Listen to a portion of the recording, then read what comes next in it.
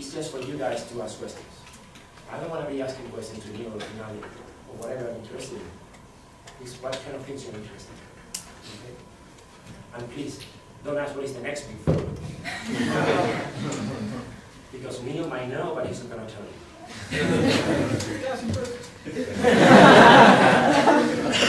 Once more.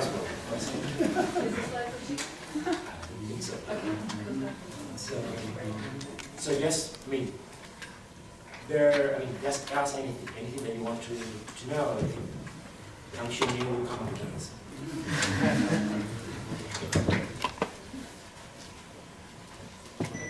Go ahead. I don't know if now about like the new field of adversarial machine learning, so I would like to know what your opinion about it is. Do you know what it is? Adversarial machine learning. Like, whoever has an opinion on that would be curious to know. So do you have in mind this Goodfellow stuff? Where for example. Yeah, so I think when you don't have labels, you need some way of judging the performance of a model. And when your model output is very high dimensional, it's hard to find a good loss function. Like if your model is generating images, then what's a good loss function on an image? Is it a plausible image or not? So adversarial learning, which is to have another model whose job it is to classify generated images from real ones, seems like a pretty good way to attack the problem. In implementing the model, certainly there's a lot of, I think, unspoken difficulty.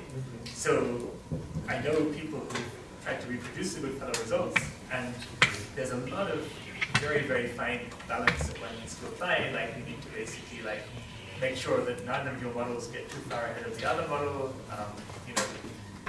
There's also somehow like a slightly philosophical issue, which is if your model memorizes your training data, then it's giving quite plausible images, and then your discriminator might say, well, these are plausible images, these are as plausible as my real life images, which is true, but also vacuous.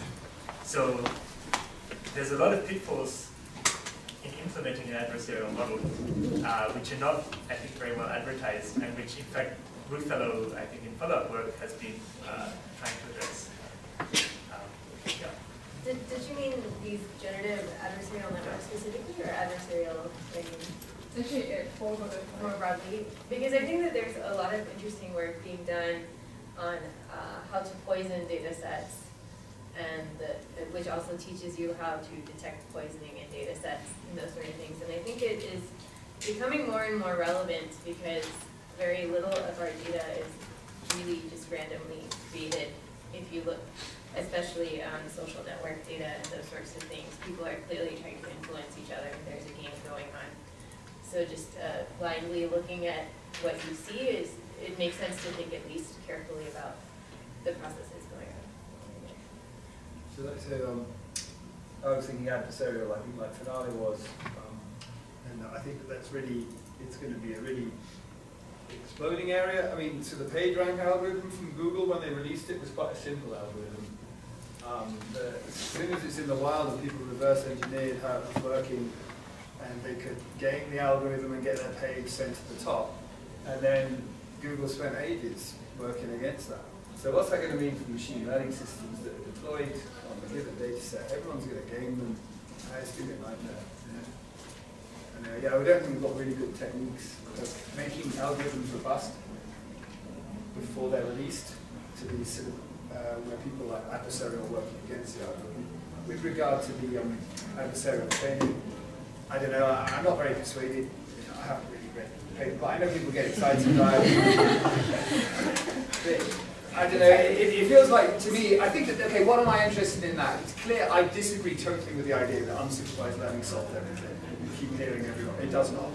Pure unsupervised learning means I have to absorb everything around me, and that's just absurd. I don't have the capacity to build models that do that. So you do have to have ways that your models have attention, they focus on the right things. That's going to be task dependent.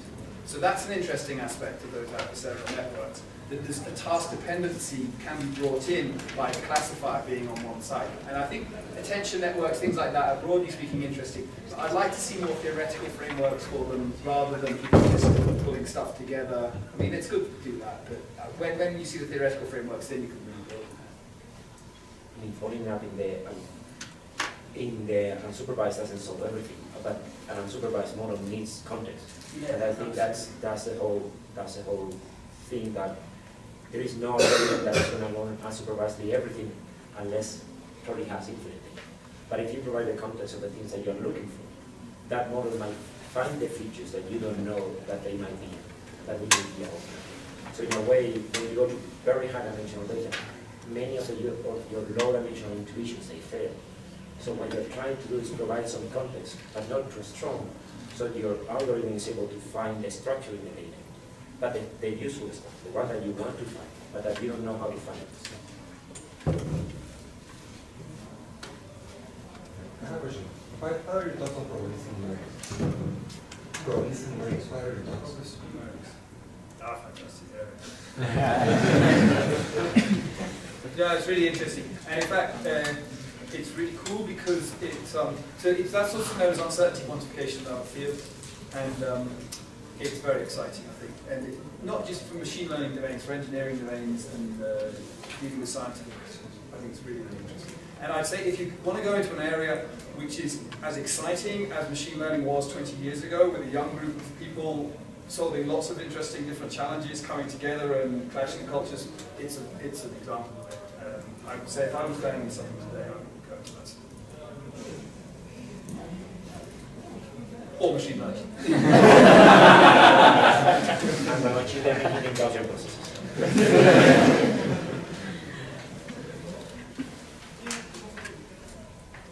I think there are big gap between the real the science and the theory.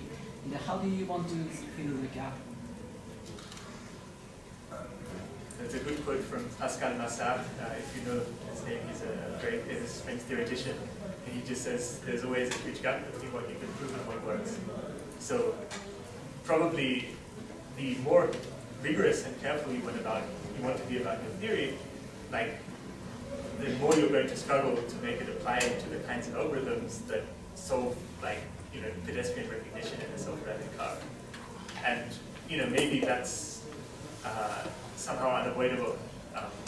That the amount of engineering that you need to do to take like a learning idea and to turn it into something that you can employ, like there's a lot of things that you cannot perhaps necessarily put in a theoretical framework because it doesn't even make sense to try. On the other hand, because I'm working on statistical testing, there I do want to at least understand when my tests fail, and that's where I think that's where theory is important, because it tells me whether my tests are consistent, because they always find differences in distributions, and also what kinds of problems are harder and what kinds of problems are easier, and that sort of like tells me about the kinds of problems I can solve with the amount of data I need to solve. Also, I was thinking of an example. So we were talking about dropout earlier, and so Yaron Gal's done this work which gives a theory for dropout. It's probably not the only theory, but he was presenting. I don't know if he's published, but the workshop we organised. I think dropout in recurrent neural networks people haven't been able to do because you just try it and it doesn't work because you don't know why it really worked in the deep neural nets in the first place. It's just instinct, right? But Yaron developed a theory for why it works there, and then he applied the same theory to what was going on in recurrent neural networks, and he was able to get it to work. And there were different things he had to do. And that's why theory is important. I think when people hear different things by theory, so I was thinking like rigorous proof of things. Those theories I'm thinking of don't necessarily prove things. More probabilistic modeling, it gives you instincts about things. There's a lot of stuff you can't prove, but a framework. Right, so probabilistic inference gives you a framework. That's why I use it, because I don't have the imagination of Arthur to come up with it. So not just theories of framework. I think also if the more that theorists hang out with more applied people and vice versa, I think it at least brings problems closer together. So when I was doing my PhD, I did not apply. I didn't use any real data sets. Or I mean, I downloaded. I didn't have any real domains. I used real data sets, but that's kind of trivial, right? You can download them off the internet. When you kind of graduate with this machine learning hubris of like, oh yeah, I can just apply my model to some data set and solve a problem. And I spent 2 years as a postdoc at a medical school really trying to understand the domain there. And it actually made me much more of a theorist than I was before, because now there were doctors who cared about the decisions that my algorithms were spitting out. And all of a sudden, I cared a lot more about them being right than those log likelihoods and perplexities that ever meant in those papers. So I think that there are a lot of questions that come from applications, as so I think that there's always going to be some gap because you have to formalize your version of the problem. But I don't think that gap needs to be so large or so distant, like, oh, there's some theorists off in some cloud here, and there's some engineers over here. I think probably, the gap, one way that is good to look at it is if you go to information theory. In information theory, they just use bounds in order to prove whatever they want to do. But information theory, in a way, is machine learning with a lot of rules about what you can do. So there is a lot of causality, a lot of linearity, a lot of things that allow you to do the proofs and then try to find algorithms that get to those bounds. And for them, bounds tend to be tight, and they are able to match theory to practice very well. So if you go, the results in coding or source code, is the typical result that you see in information theory when the bounds, the algorithms tend to be great. But in that domain, the number of constraints and your assumptions are so strong that you're able to do it. Machine learning, on the other hand, we don't have such a strong models. So what end up having is, when you do the type of learning theory bounds that typically are adversarial bounds, they tend to be very far from what the practice gives you. So for example, it was in the SVM tutorial that Chris Borges wrote, in basically the first SVM tutorial that made sense to most people. It's a 1998.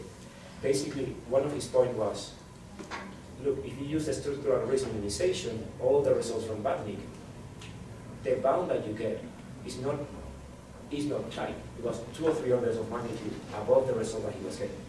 But his point is, it was predicted. So whatever the bound was first is when he was getting the slow result. Okay. So having the theory in a way that it may be so far off because the assumption of the theory is adversarial, while the data might not be adversarial, might be even optimistic.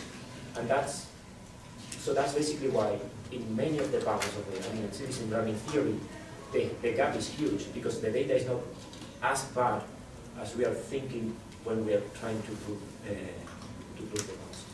And then going back to if you close that gap, that's basically why many of the Bayesian algorithms will tend to be optimistic. They tend to be more like a mean result. When you don't have too much data, they tend to perform better than those algorithms based on a result. I guess I'll just repeat everybody's sentence in the sense that, I mean, I do practical work these days, so I'm probably as far removed from theory as possible in this crowd. But I still follow the theory, and I still try to do research on the side because it does help give intuition. That's what Neil was saying. Without knowing the theory, you have no idea why something resulted in the way it resulted. So if you know the idea, you can safeguard yourself from some pitfalls. You know what not to use, what type of models you would not definitely use for the type of problem that you're trying to solve. And then if you know the theory, then you can say, in the ideal world, if I could afford infinite computational capacity and if I had all the information I need, what would I do? I start from thinking there. And then I know that's not going to be possible, but try to then simplify. Okay, where can I go in the ideal case with all the theory that I know? And then how can I simplify that to be more pragmatic about the problem that I'm trying to solve? You do see sometimes that simple heuristics have corresponding simple machine learning modeling ideas behind them as well, or not behind them, but simplification of machine learning algorithms can come up to boiling down to simple heuristics people use every day, like k-means, for example, right? Just gather the nearest things into centers, and those are your clusters or nearest neighbors, things like that. But then knowing that there are some bounds that will safeguard you, even though they're sometimes too loose, too pessimistic, helps you disregard some of the things that. I just had a thought. It's like theory and practice are sort of like dance partners, but the lead changes between them. So sometimes the practice is leading, the theory follows. Sometimes the theory leads, and the practice follows. Are they always in sync? They're not always in sync. When they dance alone, your theory's dance is nicer than the practice.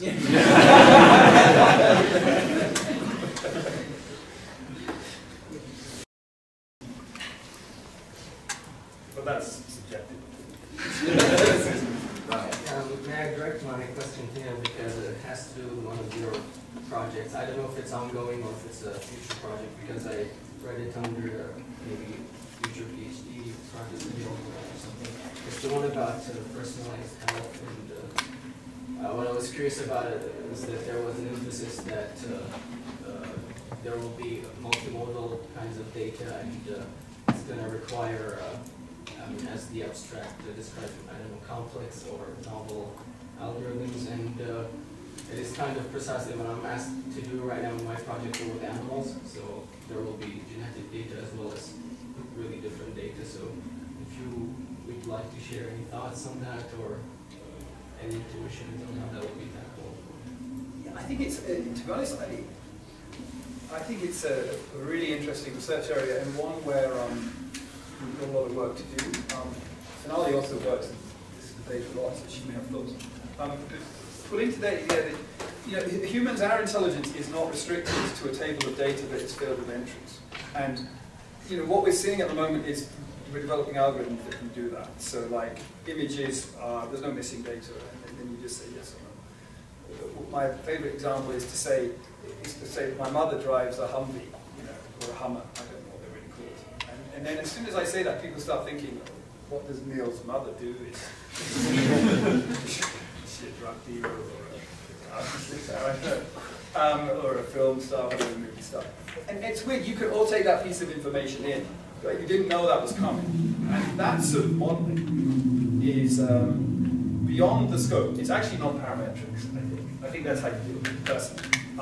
Beyond the scope of what we are capable of doing at the moment, but it's what we do all the time. And it's the sort of thing that comes up with medicine all the time. I can invent a new test like that, and if I've got a model of personalized health and someone invents a new test, how do I incorporate that new test? Do I have to do my entire training again? No, we need theories that allow us to deal with that on the fly. So my approach has been, broadly speaking, the deep learning approach that I showed, because I can actually deal with that through Gaussian processes. You can use their consistency. And we've got quite a few papers that are doing that in microcosm, combining genotype and phenotype information, or extending to epigenotype and this thing. And I think that that's the trick. Finale might have thoughts. You have a vision of what you want to do in the long term, and I want to model health and every aspect of it, but you see that as a jigsaw, and what you do is you work on an individual piece. So your project sounds interesting. You've got genetic information, transcriptomics related to gene expression. You may have epigenomics, and then the thing we're trying to pull in now is survival and other clinical information. So take any 2 or 3 of those things and try and build a model that brings them together, and then you find out about the weaknesses in your own work, and you sort of know what to do next. It's quite a slow process. Yeah, I agree. I think so generative models maybe is the general category. That's what I would. Yeah. Because then you can deal with all the missingness and the new factors that come in. I feel like that in theory, putting all these things is there's some plain structure, and it creates all these things, but how to actually make these inference work in practice. And this thing that I mentioned about me becoming much more theoretically minded the more I work with real data, I think as soon as you start creating these really complicated models, the inference becomes more complex. And so knowing whether you, like how well have you actually solved it, what is that posterior uncertainty? Are there multiple modes in the posterior? These sort of questions become very important when you're interested in scientific insights. And so it's relatively easy, I feel like, to write down a lot of sensible models for these sort of data. But it's very hard to write down a sensible model that we can also solve.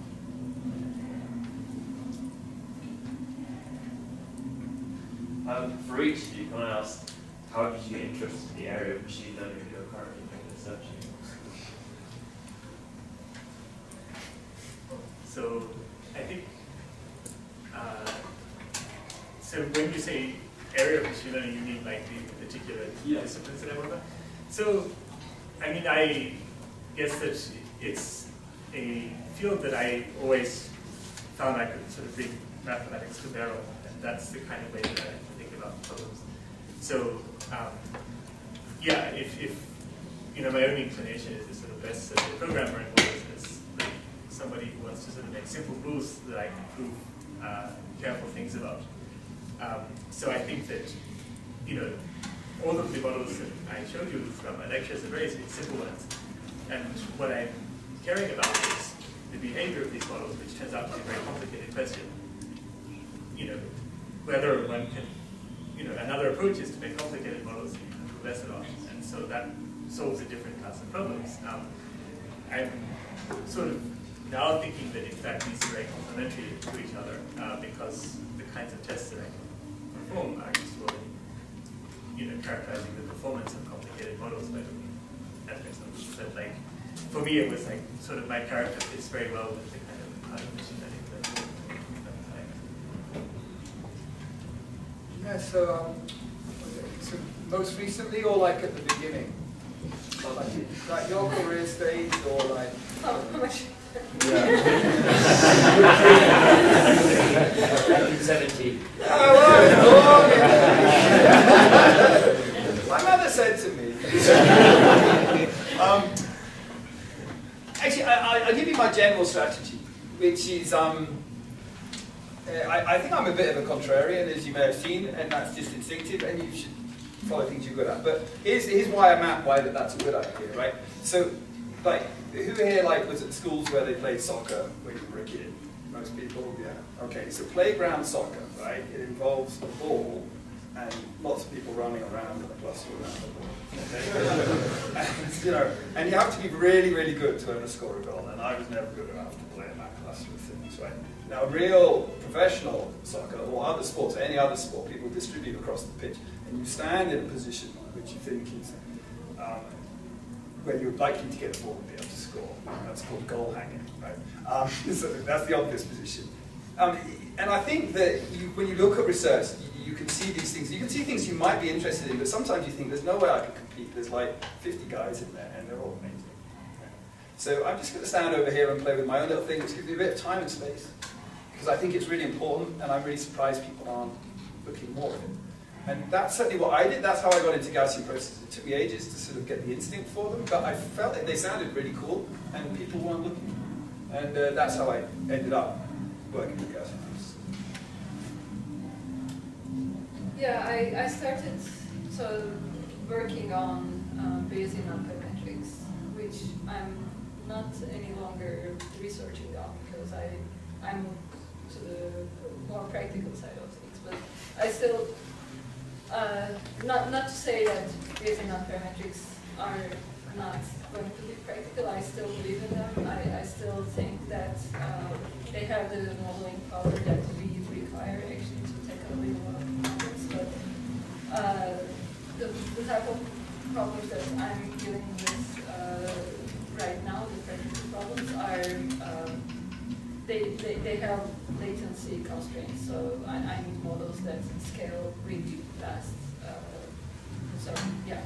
But Bayesian nonparametrics attracted my attention both because they sounded really cool mathematically, very challenging to capture the idea of all these stochastic processes. It was just my, I think, mathematical curiosity. I thought generative models made sense, and Bayesian nonparametrics was just one step beyond Bayesian generative models. And then where I am right now, I wanted to understand how things can actually work in real life. So when you focus on a particular problem domain, you can learn real cool things about the theory behind them. But then when it comes to application, I think I was lacking on the intuition about how to actually make something work. So I was not very focused on getting the experiments done, because by the time I get to that part of research, I already know what I wanted to learn, so the experiments are boring. But right now I'm working on real problems where somebody actually needs something, some solution to something. So I can come up with a solution based on my machine learning knowledge and then apply that and then see the immediate impact of it on the product that I'm working on. So yeah, that's why I switched to being more about research. So I guess my overarching story is kind of similar to Arthur's in the sense that if I look backwards from now, I can say that I was always interested in uncertainty and decision making under uncertainty. And I don't think I could have pinpointed it at the time during my career, but I can now look back and say, like, I took a high school statistics class and I absolutely loved it. And it kind of changed the direction of what I focused on, and then an undergraduate probability course. And initially I wanted to work for NASA, but the thing that I was really excited about was sensor fusion. So my trajectory has wandered around quite a bit, from like aerospace engineering to robotics to reinforcement learning to Bayesian nonparametrics to the healthcare applications I work on now. And then how did I end up with the healthcare applications? So while I've always been interested in the decision making under uncertainty and quantifying uncertainty as an idea or a technical thing, there's also been this kind of more service-oriented part of me where I volunteered for Statistics Without Borders, and I was a peer counselor while I was in grad school. I volunteered at an elder care facility that was collecting data and doing analysis for them. And so I was always interested in, like, how do you bring these two things together? And that took some time to figure out what are the questions that I care about that also involve the methods that I care about. Because just one or the other wasn't good enough. And that, again, took some time to get there. So, I mean, for me, I'm the kind of person that just wants to learn new things. And I'm just, so one of the things that I've been doing is jumping from different things that I suddenly got excited about it and wanted to learn about it. My story is a little bit different because I started as an electrical engineer. And when I got my grant for doing the PhD, I was working for Telefonica doing video calling. I was 1996. And that was, for me, was the most boring thing. Okay. Video calling at that time, it was just based on heuristics. Oh, I think I'm going to try this. I tried. I get half a degree more. That's fine. So after almost 2 years doing that and finding nothing, is when I started learning about learning theory. That was basically when SVM were coming out and you had all those, and that's when I got interested in, there is a theory that allows you to solve real problems. But then there is a lot of interesting also application of that theory. And that's how I started doing kernel method and SVMs for my PhD. So it was just trying to look for something exciting in which there is some theory, but also some other problems. And at that point, you don't know, but because I mean, if you look in the 90s, there was basically, we were just working on the same mechanics. Everybody was doing the same. I think I mentioned it on Tuesday night, and Rarely says that the algorithms that we were doing in the 90s and early 2000s were overfitted to the real. That's basically how. And from doing those things, I did agree. That's basically the first thing that was interested. Then I started being interested more in doing Bayesian stuff. And that's when I started working with Ruby. And then is when I got interested in graphical modeling and Gaussian processes. But I always been also been an electrical engineer. I've been always trying to say, okay, one of the things that were very important for electrical engineering is all the wireless revolution that you have in the 80s. But now they're just getting to the peak in which it's so. You can see it right now. Everybody has. I mean, we want the wireless to work better. We want more access to data. But most of you, what you want is just very cheap. But what has happened is that is a field in which it has been supported by information theory, and that information theory has led to the models that we have now. Okay.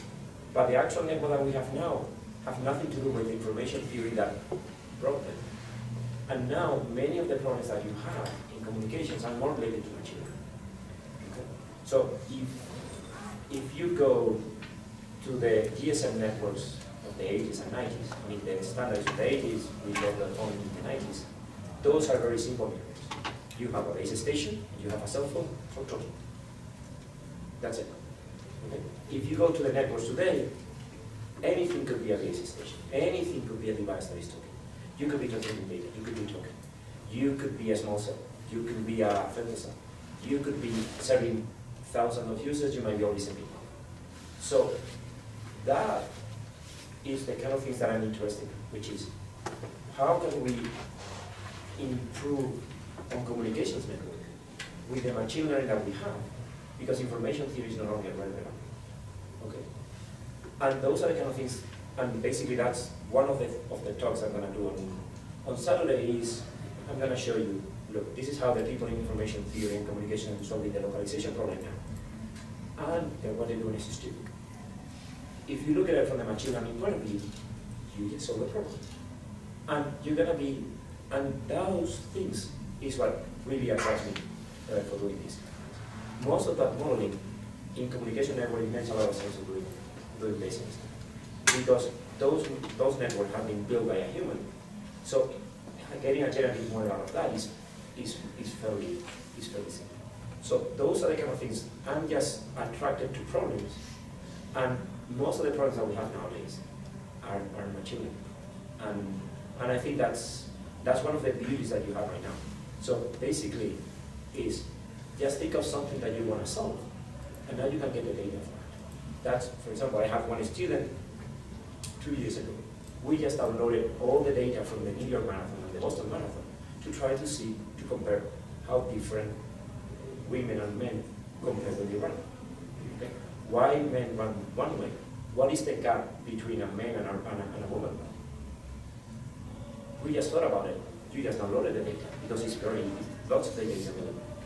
This is just was a petty project because we both were interested in running. But there is a lot of data out there. Just pick whatever you, and you might have things that are more useful to society that are marathon modelable. But that's basically. And the other thing that I wanted to mention is what Divan mentioned about Bayesian non-parametrics. I think it has a lot of potential out there. So if you look at it, the only problem that we have is the models, what they promise, basically, Bayesian non-parametrics should be the tools that you want to use with big data. Because when you have big data, your problem is exploration. You have so much data, you don't know what is there. And Bayesian non-parametric is basically promising that I'm going to find whatever is in. The only issue that you have with Bayesian non-parametric is, okay, my algorithms might not scale to that size of data, but the only thing that I can do is with very few data, in which whatever I'm finding is whatever people already. But Bayesian non-parametric will become, or should become more practical in order to help in the exploration phase in big data. I think that's one of the things that why I'm attracted to Bayesian. It's also in real systems, like when you have a big production system running a web search engine or an advertising place, right? It's hard to convince people that they should forget what they were doing and just use some model that has not been tried before, right? So you need to start slowly convincing people that it actually makes sense. So That's why I'm also saying that I still do have hope in basic information. I mean, I did not want to go into detail about that, but one of the models that I tried using, like learning the feature matrix, it was actually the non-parametric version of the elimination by aspects model that I did, but then it turned out the gains I got using that was only marginal compared to my hand-engineered feature matrix. But if I was not able to hand-engineer a feature matrix, or if I was trying to address the problem in a more general setting than just my restricted toy data collected just as a proof of concept, then what, as Fernando was suggesting, then I wouldn't have been able to actually hand engineer those features, and I would have had to resort to something more sophisticated. So yeah, I think especially in the face of big data, when you talk about personalization, for example, even if you have billions of data points, when you want to personalize something, you still have sparse data. So making use of Bayesian models, all the prior information on, and all the information that you get from other people to model this one particular person and actually be able to express that, I think Bayesian non-parametric models will be able to handle that problem, for example. Maybe one thing to just synthesize one thing that we've been talking about is that, like, and something from my experience, is that if you just read a lot, like, if the question now becomes, we told you our stories, right? But if the question is you're searching for directions, if you read a lot of things and you talk to a lot of people, like when I was looking for my postdoc, I talked to over 30 different labs. And you just hear about what are the real problems, right? And what are interesting areas that you just love to learn about. You know, you'll find something and make sure that it's love and it's not lust, you know? But find something that you're really excited about, and then because you're excited about, you will make interesting contributions in that area, right? And so being broad enough at the beginning, or every so often remembering to broaden out and do some general reading and talking to people can help you make sure you're doing what you want to be doing. So I really like Fernando's answer, because it kind of like talked about the trajectory that you kind of like went through your career. And I have a rather non-technical question, and that is, if you would for a moment think back to your time when you were a PhD student, would you have imagined to end up where you are right now? Because you're quite, all of you are quite accomplished people in your area, and you have a very wide and very deep knowledge. But when you were a PhD student, how did you feel? Like, how would you, looking back to it now, like, would you have thought that you would end up where you are right now? I never imagined I would end up in the industry. I cared, like, I was the one that cared least about applications, I think. I only cared about learning the theory of things. And I wasn't doing pure theory either. I was just interested in learning the math behind it, understanding, just challenging myself. But then over time, especially when I was working on like really cool, complex models, and then when it came to the time to actually publish, oh, now I need to go back and do some benchmarking. Oh no, like the simplest heuristic you can come up with works better than my model, but like there's no theory behind it. That was devastating. And then I realized I haven't been like too narrowly focused on just learning the theory behind things and not caring enough about the practical aspects. And I think that's what made me motivated to like try to see whether I can get that practical mind as well. I mean, maybe it's related to what Fernando was saying, like trying to keep learning different things. I thought I'm really lacking on this practical mindset, so I need to train myself in this. So that's how I ended up here. I would never have imagined this 10 years ago.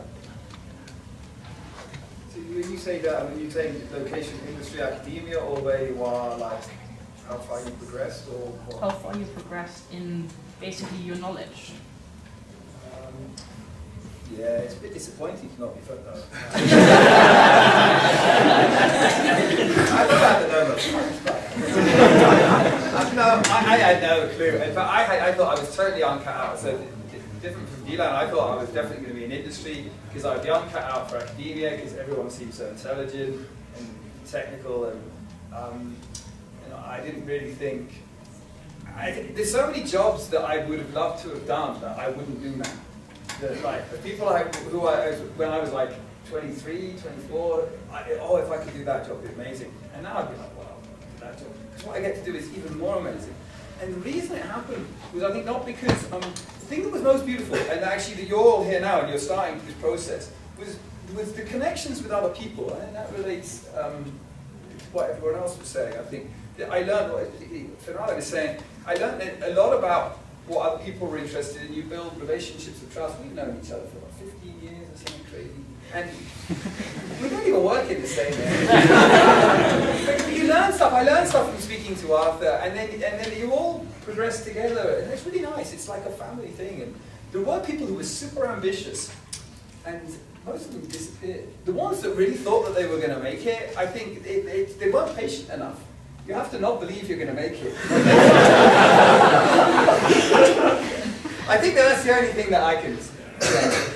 Yeah, because I think I'm extremely lucky, and I don't quite know how it happened. I never thought it would happen.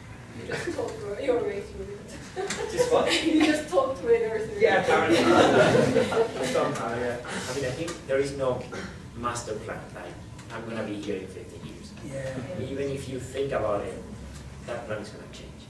I'm not telling you not to do it, because that allows you to plan ahead and to think what you want to be doing. But talk to people, to learn about what other people are doing. And follow your passion. Follow your passion. Follow your passion. That's the most important thing. Do something you want to do. I mean, you're all extremely lucky that something you're passionate about, is why you're here, is useful. There's a load of people who are passionate about something, it's totally useful. And then they have jobs that they don't enjoy and spend their lives doing hobbies to try and fulfill that. Now, academics can go the other way and spend too much time doing that stuff. But sorry, I interrupted. No, that's basically the idea. I mean, the only thing that I was going to is, and be able to, okay, you have to do two things. Is you have to dive deep in whatever you're doing for your PhD, because you have to go that way. But at the same time, you should be able to know about everything that is going around and talk to people, because that's probably the best way that you can learn about it. So when you go to conferences, you're overloaded with information. You can learn so much in a conference that when you finish, you say, "Oh, there are so many things that I want to do." I always, to my students, the always that I tell them to do is sometimes you have to focus first on the important and then on the urgent, because sometimes you have so many things to do, like you just do the urgent. Then forget about the important. So once you keep the balance between doing the important part and doing the urgent, doing the exploration and doing the exploitation, and keep on thinking, what would you want to do in the future? For example, one of the things when you get to a more senior level, you have to write grants. Okay? That's the thing that you don't do as a PhD student. Right? You might, and writing grants is a pain. Okay? Because 90% of the work is theory, but it's 10% that forces you to think what you want to do in the next 3 to 5 years. And it's a great mental process. Is what do I want? And the first thing that you can do is, okay, let's look at what is out there. What I don't like about what is out there, what I can do better. And that part of thinking ahead might force you to be better at the kind of things that you're doing. So I think that's exactly what I'm saying. So I have a completely different question.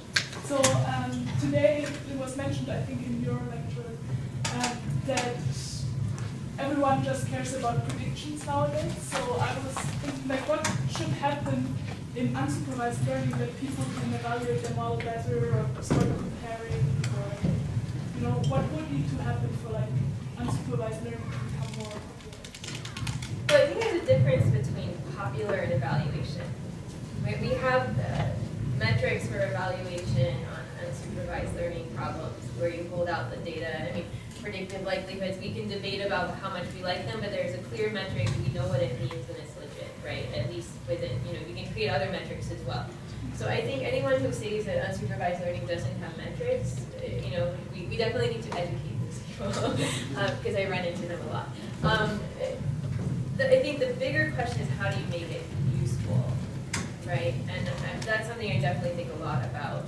And I think, like, from my personal experience, I think part of it is the communication and the interpretability aspect of this, where, for example, what I do, everything I do is in some form of like glorified hypothesis generation, right? Like we're trying to draw insights from data and find patterns and structures.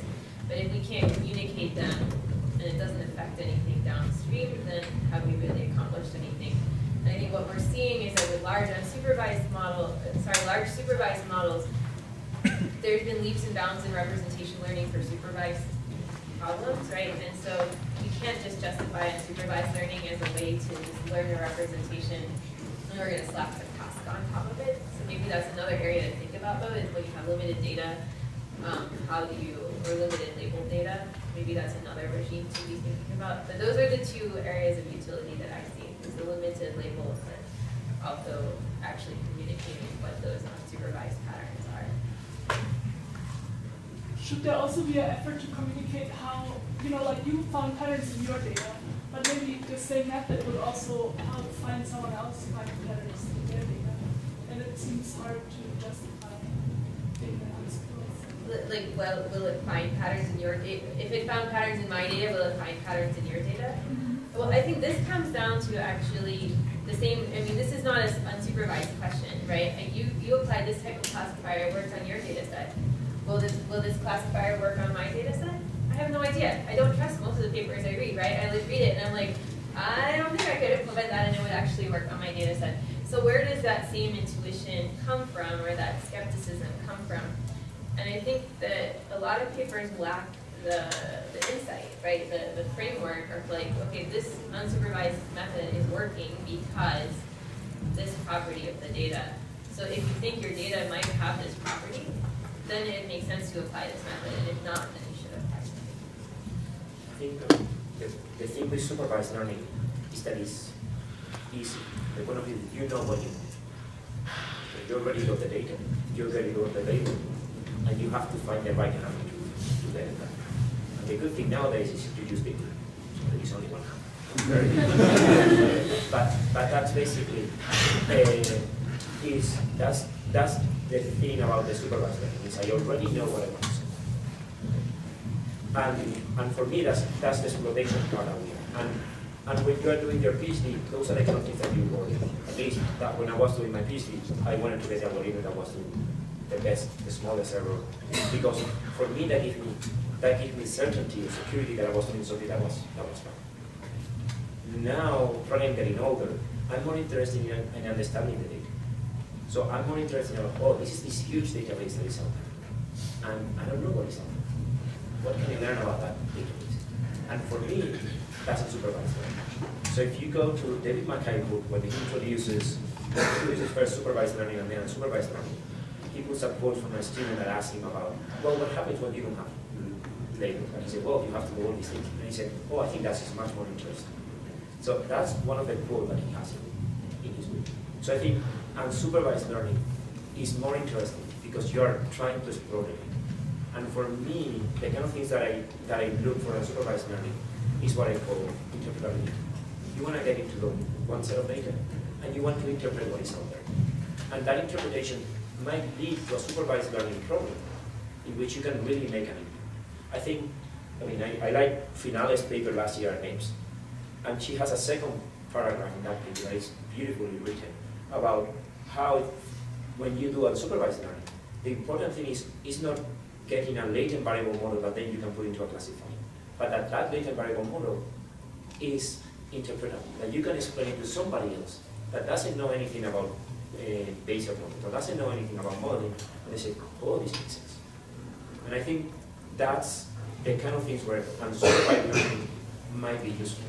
And I think that is very difficult to quantify as okay, I'm getting a lower score. No, I'm able to explain to you that this data contains this information that you didn't know about it. And then maybe that would lead to a supervised learning algorithm after that. But is that interpretability the one that you're not going to get from supervised learning? Because what we already learned is let's put the bigger machine that we can put. I don't care how to interpret these things. I mean, if SVMs were already hard to interpret, deep learning is even harder. But they do the job.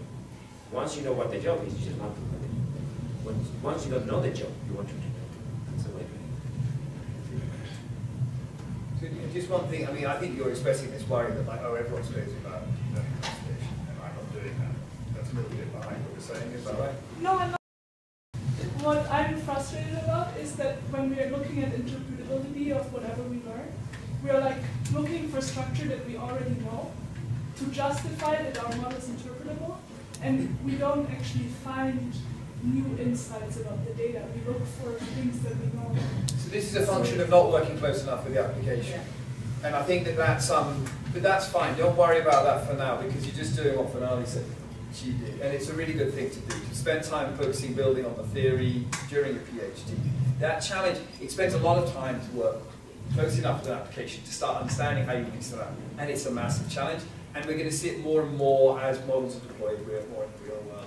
So I think it's good that you're worried about it, but don't, it's all we can do for the moment. And the only success of those things is when they'll be deployed in practice. Versus the deep learning stuff, why it's so successful is it's kind of shocking we couldn't do it before. It's just a classification of faces. It's not that difficult. We do it all the time. So it's kind of shocking how difficult it proved to be. And that's why it's so successful, because we felt very behind on our capabilities to do that. We were very limited by our inability to recognize people in images or objects. I mean, it's shocking. People in the early stages of AI thought this was going to be very easy. So that's why it's pushed forward. But yeah, the problem you're talking about is much longer. And there are, like, I and other folks are definitely thinking a lot about, are there proxies for interpretability that one can optimize for, so that if you don't have a capability to work really closely with an application domain, maybe you can still at least, because right now there's a ton of work that says, oh, we are interpretable. What does that mean, right? Like, there's no consensus on what that actually is. The industry seems nowadays to welcome like a two-track thing, where like Facebook AI research is really good at just recognizing people, but Facebook ML is just interested in scaling up logistic regression. So, and like, I think theory in both like ways have moved a lot since then. I'm just wondering, like, when will there be some convergence at some point in time, or will there be any convergence at all? I think we're seeing that right now. I think that's what's very interesting. So they have set themselves up, Facebook, they've got their applied ML team and their AI research. You've got Joaquin and Jan really work to try and pull that together. It's an interesting, different companies set up in different ways. But I think the Facebook example is interesting because Joaquin and Jan work very closely together to try and bring that interchange and marry that. And that's been happening since Jan moved there. I think that's distinct from the way other companies have been working. I'll probably do Jan to talk a little bit about. Yeah, I mean, Microsoft does have a Microsoft research arm and products arm, and I'm in the product arm, and we do have research groups in the products focusing on the products. And there are cross-pollination, so we do get things that are developed in MSR, as well as developing things ourselves. But as your like deep learning face recognition example versus scaling up logistic regression, I mean there are two ends of the spectrum, right? But as I was mentioning earlier, you need to probably start moving towards like something other than logistic regression needs to prove worthy of doing the job better, right? So you need to prove that the resources that you're pouring into updating the system to something that is more complicated than logistic regression will meet your latency constraints, so you'll be able to do computations as fast as you can, as if you were doing logistic regression, if not better. and also get some computation, some performance gains. So if you can trade off things as well. So if you're dramatically improving your performance, your quality of your predictions compared to logistic regression, then you can convince people that yes, they should still put up with the latency, increased latency. But if you're not doing that, then it's so changing anything in the real production system needs these multiple steps basically. But not to say that we're not getting there. All companies, I believe, are getting there slowly. I mean, talking about ad stack, it's a huge system that has ranking, relevance, selection, pricing, everything, right? And not only one machine learning model is used in the whole thing. So there are several different machine learning models. And if you see that this latest novel idea is working better than the other one that is very simplistic, we are able to replace it. And we do that on a continuous basis. So yeah. In your personal opinion, what do you think the machine learning will be moving on in the next year? Moving on to which areas you'll be developing, or which industries you will see machine learning? I think, as Fernando was saying, we have data about anything right now, right? So any industry that actually bases their decisions on data, which I can't think of any industry that doesn't do that, or that wouldn't want to do that, will incorporate machine learning sooner or later, I think, in analyzing their customer impact, in analyzing their production lines, their new developments and all that. So I think machine learning, I think of machine learning as the more scaled up or more sexy version of statistics, a combination of statistics and computer science, right?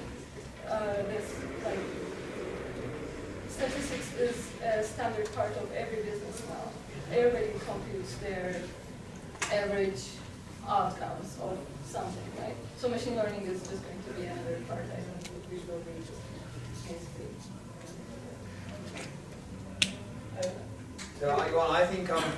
So I think a big thing, so probably most people who are here, I think the real challenge is the shortage of expertise and how you deploy. I think Dylan's right, but how will you deploy that into companies like that you can't access the very best talent? We're already seeing a lot of demand on Facebook, Google, everyone else to getting the best talent. And I think that that's going to be a really interesting process, this process of democratizing machine learning. And so like Watson, for example, is trying to sell itself as a company solving all your data needs. And personally, I just don't believe it. I don't believe they know how to do that, because no one I know knows how to do that. But it will, of course, you can see how for companies that's quite interesting.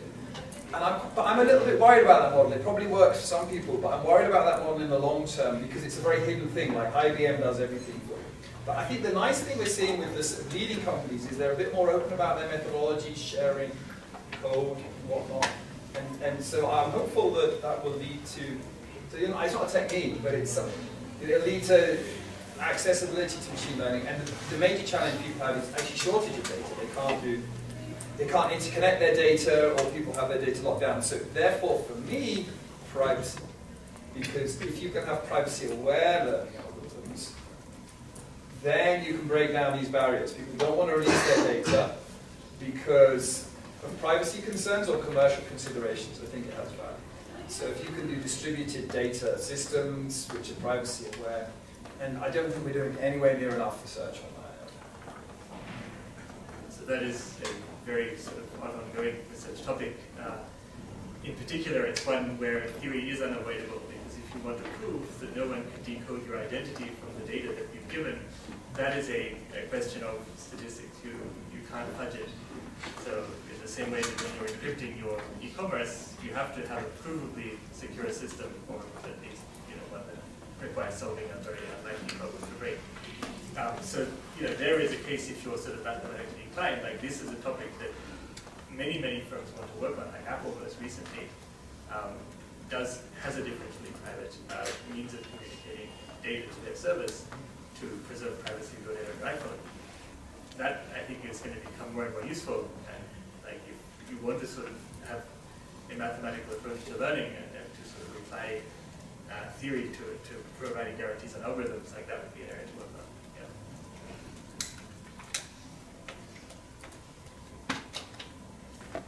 I realised I forgot to clarify my mum doesn't go out hungry. Driving Volkswagen Golf. The Bluetooth diesel one, she's pretty upset about it because she got it because it's supposed to be her friend's one.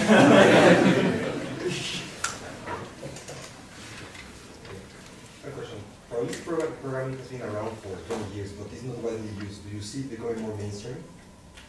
I think that it's a very difficult thing to do, but it doesn't really matter. The ideas in it infiltrate. So our software, GPI, the Gaussian process framework, is not probabilistic programming, but it's built in such a way such that you can see the model you're building very easily, and that's inspired by probabilistic programming. So I think to achieve the whole thing of like, I can write any program and I can just do anything on it, that's a long way off. It's particularly at scale. But working on it's really interesting because so many ideas come out of it and they're usable. Right? I think that's a really interesting area. I mean, there's also a very fun sort of like spread of methods that are done. So like some methods are sort of very application focused, like STAN. Like the point of STAN is that it gives you very reliable bulletproof methods that will solve certain problems very well. And then there's work which is much more theoretical. It's like, can I, you know, prove that my algorithm, which has a loop, is measurable in a sort of in a measure theoretic sense. And like there's some very sort of abstract work on probabilistic programs as well. So there's languages basically to suit all of your needs. So like there's some very uptight stuff, you know, standing example of another. There's also very experimental probabilistic programming languages that no one in a million years would want to use, but are very good at making mathematical points. And so, yeah, but because of that sort of like, you know, difference between very specialized languages that do narrow things and very general languages that don't do anything useful, like that's perhaps partly answering your question as to why there isn't like the probabilistic programming language that solves everyone's problems. And there won't be for some time because it's just like not the impossible thing to do, you know, in the next 2 years. Yeah. It makes it, I mean, reminds me of another point. The fact that these theoretical languages, they put in all sorts of people for programming languages and other areas into machine learning. And that's fantastic, because you just get these different ways of thinking. The more different ways of thinking you have, the better things go. Right? You know, I mean, the other thing that you can see is just a progression. You start coding machines. I mean, the first one, basically, you were putting the ones and the zeros in order to get whatever, and then you got the compiler method, you got higher level languages like C. And once you were solving some issues, you were allowing to get something that were more accessible to the larger population, more people could do. Probabilistic programming is basically the same thing. There is, right now, most people that do any model, you have to make your model, and then you have to code your model. Just think about what doing optimization in the 70s was, that you came up with your optimization and you have to run your optimization. Now you know that there are optimization libraries that you can rely on to do your optimization. So you just put your quality programming, and you don't need to encode the quality program. So the hope is, once we get to the level that we understand these things enough, we may be able to do our code. So we only need to worry about the modeling. And that is very freeing, because probably modeling is something that a lot of people can do, while coding those models is not accessible to them. So I think that's the final goal of the probabilistic programming, which is making modeling more accessible to more people.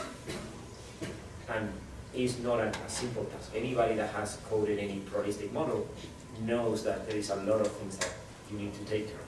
So it's not a simple task. But there is a lot of people doing it. And as Neil said, bringing people up that are expert in programming is the kind of things that we might not know.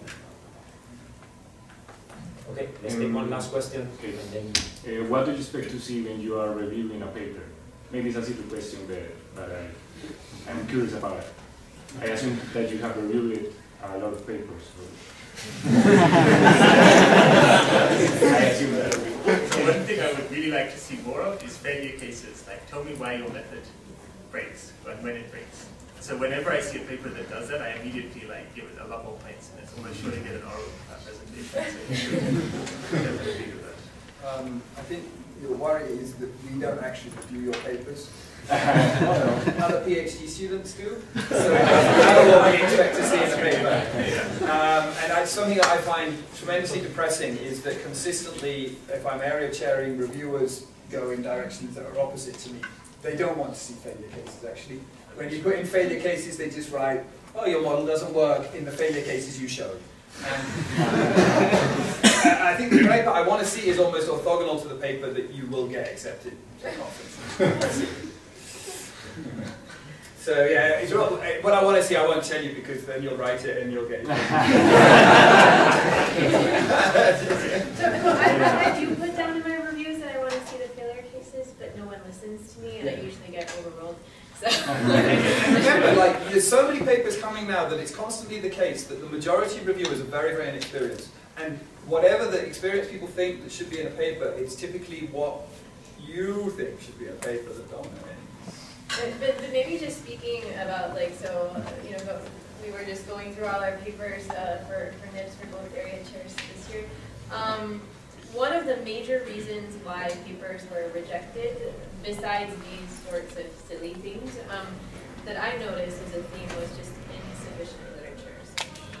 Or that there was an existing algorithm that was very similar, and they did not compare to that, and maybe even didn't mention it. So if you're looking for something concrete, you can just do a good literature search, and I think that's something we can all get behind this. So what I look for a paper, when I review a paper, is a story. Basically, that you are telling me a story of why you want to do what you do. That there is something behind it that these will be useful. That's the thing. Like, I'm more interested on having that story that is telling me, oh, I want to solve this problem, and in order to solve this problem, I gather this data, and this data took me to all this. The literature says that I did, it doesn't work because of this, and hence this is my model in order to solve that issue. That's the story that I want to read. And then commenting on Niels, there is a lot of younger people doing reviews that tend to focus on small details instead of the bigger picture.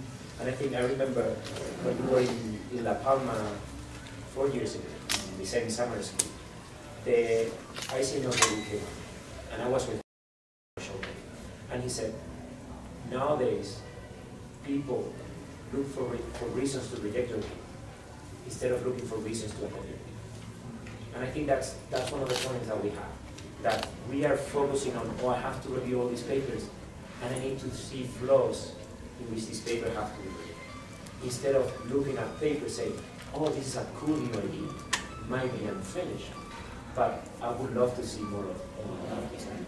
Especially more junior people, they want to be able to say, oh, I'm intelligent, I found an error, right? Like that means I read the paper.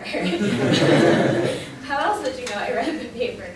And I think that I mean, this is you guys, right, who are going to be reviewing papers, or maybe are already reviewing papers, to keep in mind, right, that it's important to read it carefully, right? And you all are the ones who have the time, right? Honestly, the grad student reviewers are the ones who often go through equation by equation and find the typo, and that's important. But also keep the big picture in mind of, like, is this a useful contribution? Even if it has flaws, are you excited about it? The thing I think that annoys me the most, and this is common, that like if a paper has a good idea and explains it quite clearly and you understand it very quickly, it doesn't mean that it wasn't novel. It's not the case. What you see in NIP is you see the best paper to get into NIP. Every time I know which papers I submit will get in, they're the ones that are impossible to understand for anyone apart from the 5 people who are also working exactly on the area we're working on. Giving good advice. That's how you should write your NIPS paper, basically, if you want to get it in. Do not write it that like, oh, we had this really good idea and it's really works in practice, and now you've understood what we've done very quickly, because then the reviewers just go, oh, well, there's No, it's trivial. And you can see that again and again. So just be really wary of that. If someone explains something really well, and it sounds like a nice idea, and it's obvious in retrospect, those are the best papers. That word in your answer. Those are the best. Obvious. Yeah, in retrospect. it's obvious in retrospect. Those are the most successful papers. I area chaired one of them that is the second highest cited paper of its year, and all my reviewers wanted to reject it. And it was so annoying, and I pushed it through. Zubin was the program chair, and he agreed with me. We looked at it. We overruled the reviewers. It's the second highest cited paper of that year's NIPS. And because it was, all the reviewers were like, well, yeah, this is a nice idea, and obviously it works. Seriously. But that contradicts a little bit with Finale's advice about, citing it, like looking for very similar ideas, because it basically means that most reviewers want you to really emphasize that your idea is so far. Well, you had better actually be that far, right? Like, don't say my idea is so far if there's something really close to it sitting around. I think that's the thing that people stop following. So your idea should be novel. Right. But you should also do diligence and review the existing literature, saying, yes, your idea looks similar to this model, maybe, but there is actually this significant difference that actually brings the novelty, right? So you may point out, maybe your idea is a generalization of all the other ideas out there, or maybe your idea looks very similar from a distance, but when you look at the details, there is one tweak that you put in there that actually makes it work in cases that other ideas cannot make it work. I think the dropout example you gave earlier is a great example. Sorry, before everyone starts applauding, after that, we will take a photograph all together, so don't leave. Next week, whenever we have everybody, probably on Wednesday before the session, we will repeat this exercise if you think it's useful.